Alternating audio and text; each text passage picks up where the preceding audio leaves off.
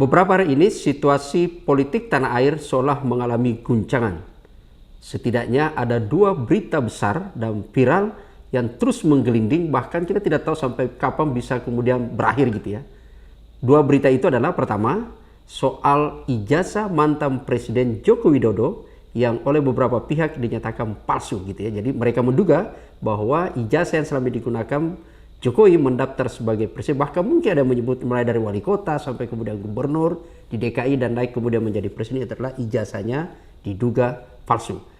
Sekarang sudah bergulir di pengadilan untuk ijazah sampai SMA-nya gitu ya. Dan kemudian bergulir juga di publik, yaitu berkaitan dengan ijazah S1 di UGM.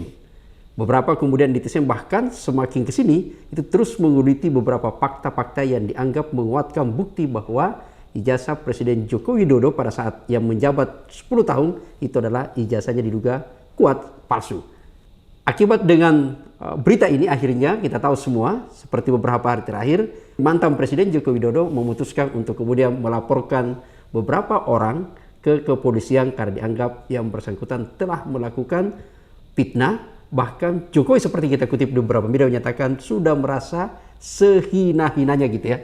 Ini adalah sebuah pernyataan yang tidak pernah keluar dari mulut Pak Jokowi dan kali ini baru keluar gitu ya. Merasa sangat terhina.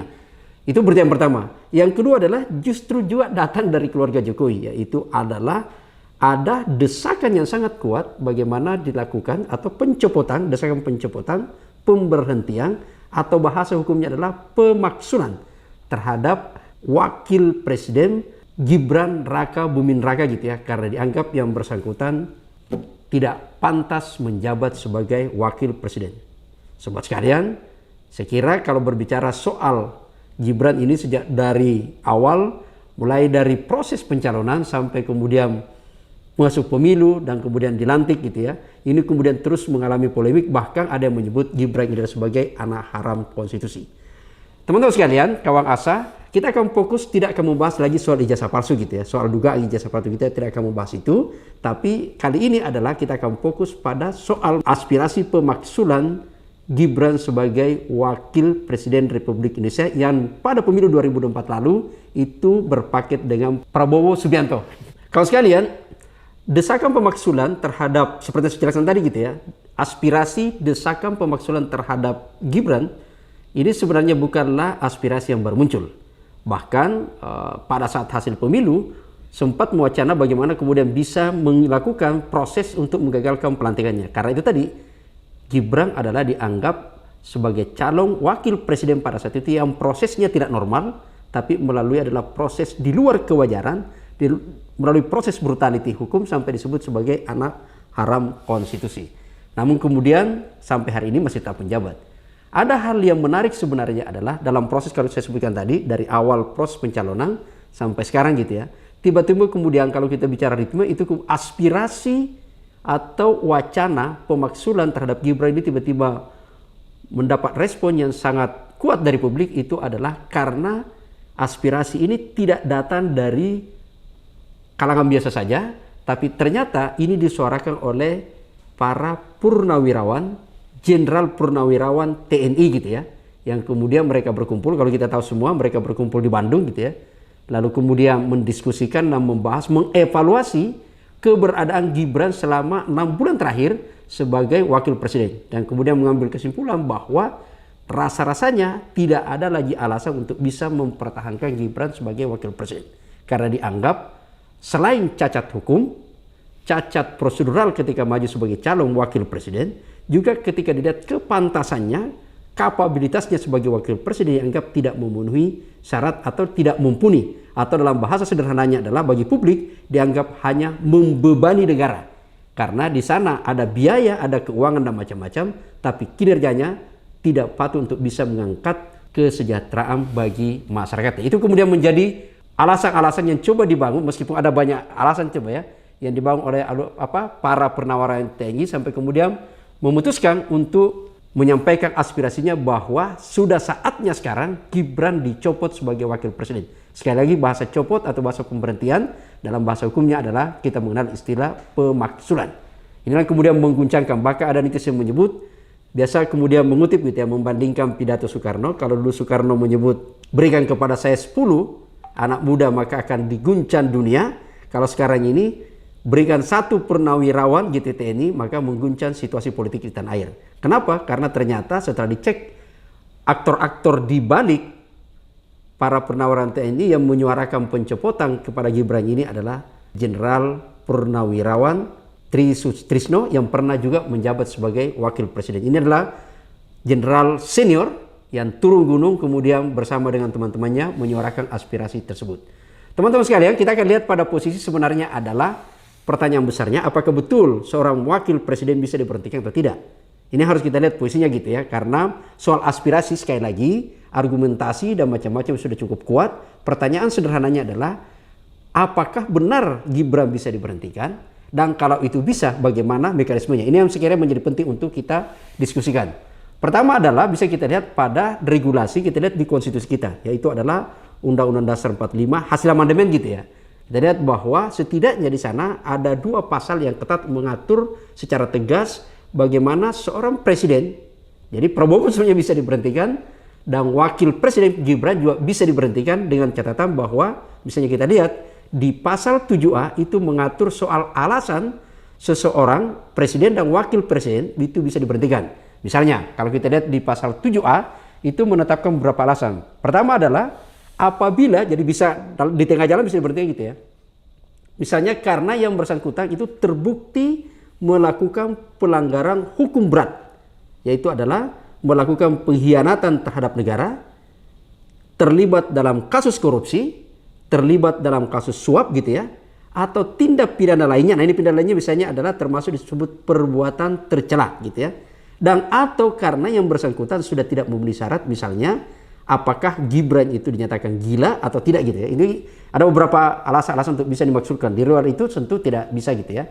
Nah, kalau kita dari alasan-alasan itu bisa kita lihat misalnya ada yang menarik pendapat dari pakar hukum tata negara Zainal Arifin Muchtar dari UGM gitu menyebut bahwa sebenarnya pintu untuk bisa membawa Gibran gitu ya, jadi pintu yang bisa digunakan DPR untuk mengajukan pemaksulan.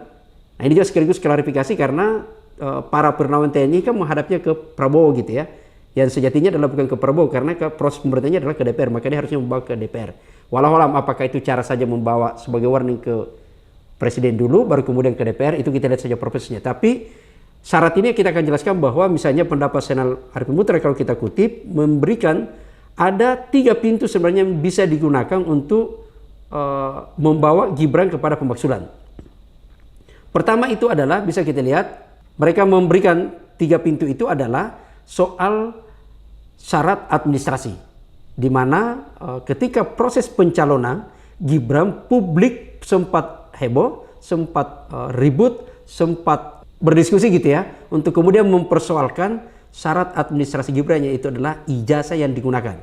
Yaitu adalah ijazah pada saat mendaftar karena sempat menggunakan jasa sarjana tapi kemudian dicabut karena memang syarat presiden itu adalah hanya SMA. Meskipun SMA-nya pun juga banyak mempersoalkan. Nah ini menurut Zainal Arifin Muchtar pintu itu bisa digunakan kalau itu terbukti gitu ya. Jadi tentu harus semua melalui proses pembuktian. Yang kedua adalah bisa juga digunakan dengan pintu lain, yaitu adalah soal tercela. Yaitu adalah kalau kita selama ini ikuti banyak analis menyebut bahwa akun Pupu Papa itu adalah Gibran gitu ya. Nah ini bisa masuk ke situ juga, itu adalah alternatif kedua gitu ya. Atau yang ketiga, ini menarik. Ketiga itu adalah kita ingat betul 3 tahun lalu ada salah satu dosen gitu ya dari UNJ yaitu Ubedillah dan kawan-kawan itu melaporkan keluarga Jokowi termasuk dalamnya adalah Gibran gitu, dilaporkan bahwa terlibat kasus korupsi dan gratifikasi.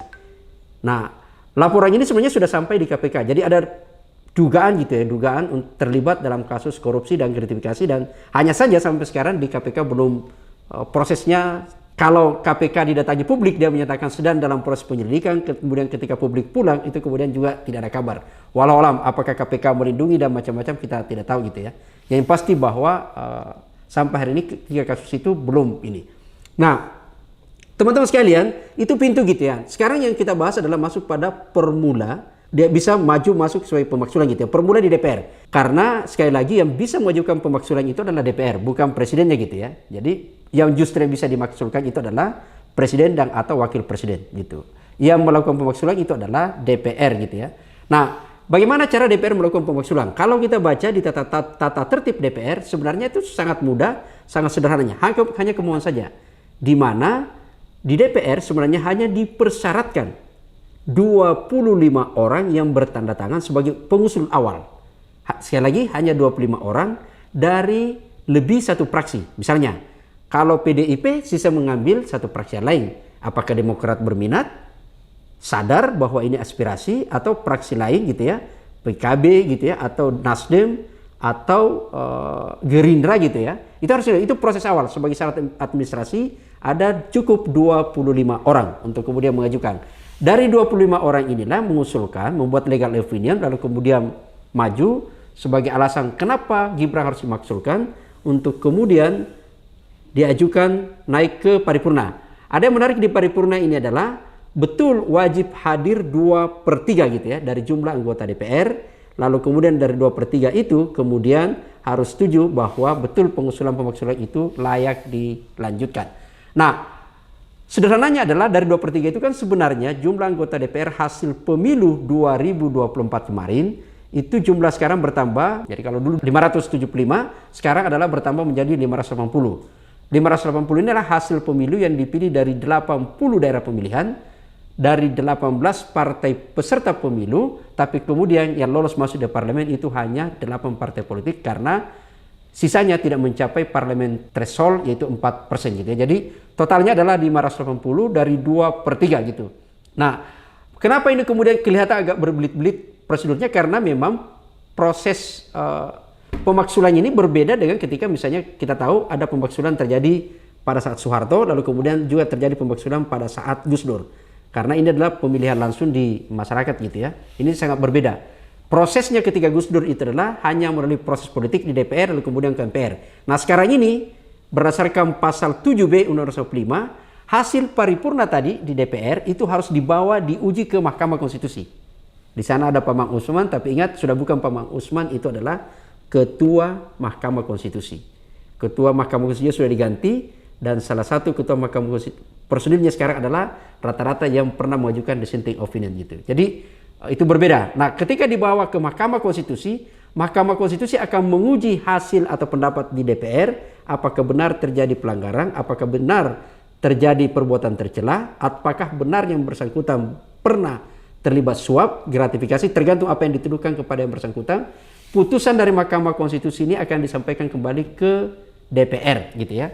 Nah, berapa lama sebenarnya proses terjadi di MK? Ingat bahwa ketika DPR, hasil paripurna DPR diajukan ke Mahkamah Konstitusi itu diuji, Mahkamah Konstitusi diikat waktu untuk melakukan pemeriksaan itu hanya 90 hari setelah permintaan DPR diterima MK. Sama ketika proses sengketa hasil pemilu. Jadi harus tidak boleh molor gitu ya. Sengaja mengendapkan macam-macam, menunda waktu dan macam-macam lah sebagai modus gitu ya. Ini adalah tidak boleh lebih dari 90 hari, maka Mahkamah Konstitusi harus memberikan putusan. Begitu juga ketika Mahkamah Konstitusi menyatakan bahwa setuju dengan pendapat DPR bahwa terbukti pelanggaran. Ingat sekali lagi bahwa Mahkamah Konstitusi hanya memeriksa hasil dan tidak memutuskan pemaksulan. Jadi hanya menyatakan bahwa betul terjadi pelanggaran gitu ya. Jadi putusan Mahkamah Konstitusi adalah yudisial, lalu kemudian dikembalikan ke DPR. DPR melakukan sidang paripurna untuk kemudian diteruskan ke MPR. Karena pemberhentian seorang wakil presiden gitu ya, atau pemberhentian presiden dan wakil presiden itu adalah bukan di DPR, tapi melalui MPR. Nah, MPR akan kemudian itu memutus usul DPR itu paling lama 30 hari. Jadi 30 hari mereka untuk kemudian menyatakan yang bersangkutan sesuai usulan DPR itu yang bersangkutan diberhentikan atau dicopot dari jabatannya. Kalau pencopotannya sesuai aspirasi TNI itu adalah wakil presiden, maka pada saat itu dinyatakan Gibran berhenti sebagai wakil presiden.